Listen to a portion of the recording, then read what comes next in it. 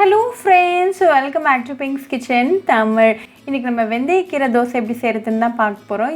Microgreens dosa கூட சாம்பார் வடை வச்சு சாப்பிடும்போது அது ஒரு ஹெல்தியான பிரேக்ஃபாஸ்டா இருக்கும். ரொம்ப ஈஸியா பண்ணிடலாம். ரொம்ப கம்மியான இன்கிரிடியன்ட்ஸ் தான் தேவை. இந்த ரெசிபியை பார்க்கறதுக்கு முன்னாடி இதுக்கு தேவையான பொருட்கள் என்னென்னன்னு பார்த்துட்டு வந்துடலாம்.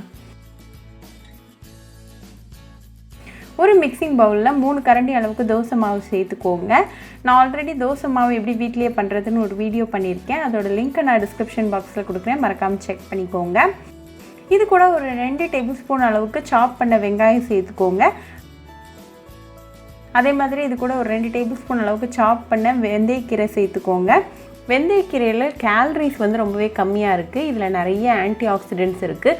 உங்களோட போன் ஹெல்த்தை இது நல்லா பூஸ்ட் பண்ணும். உங்களோட டயபெட்டிக்ஸை கண்ட்ரோல் பண்ணும். உங்களோட டைஜஷனுக்கு இது ரொம்பவே நல்லது.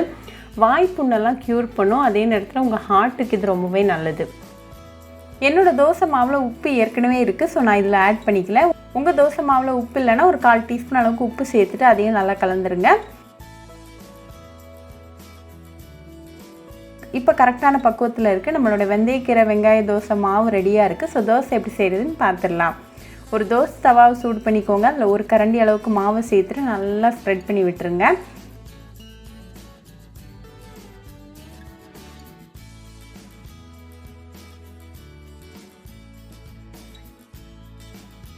ஒரு டீஸ்பூன் அளவுக்கு நெய் சேர்த்துட்டு இது ஒரு 1 நிமிஷம் நல்லா வேகட்டும்.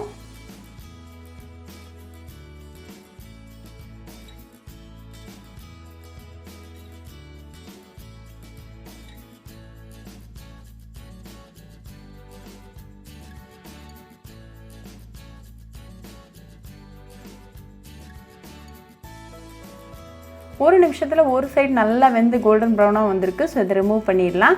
இதை நல்லா சூடாக சாம்பார் வடை கூட சர்வ் பண்ணி உங்கள் ஃபேமிலி அண்ட் ஃப்ரெண்ட்ஸ் கூட என்ஜாய் பண்ணுங்கள். ரொம்பவே ஈஸி அண்ட் இன்ஸ்டண்ட்டான ஒரு ரெசிபி. உங்களோட ரெகுலர் தோசையோட அதே டேஸ்ட் இதில் இருக்கும். அதே நேரத்தில் ரொம்ப ஹெல்த்தியாகவும் இருக்கும். ஸோ கண்டிப்பாக இந்த வெந்தயக்கீரை வெங்காய தோசை ரெசிபி உங்கள் வீட்டில் ட்ரை பண்ணி பாருங்கள். ட்ரை பண்ணிவிட்டு எப்படி இருந்துச்சுன்னு எனக்கு கமெண்ட்ஸில் சொல்லுங்கள். இன்னொரு சூப்பரான ரெசிபியோட உங்களை பார்க்குற வரைக்கும் பாய் ஃப்ரெண்ட்ஸ்.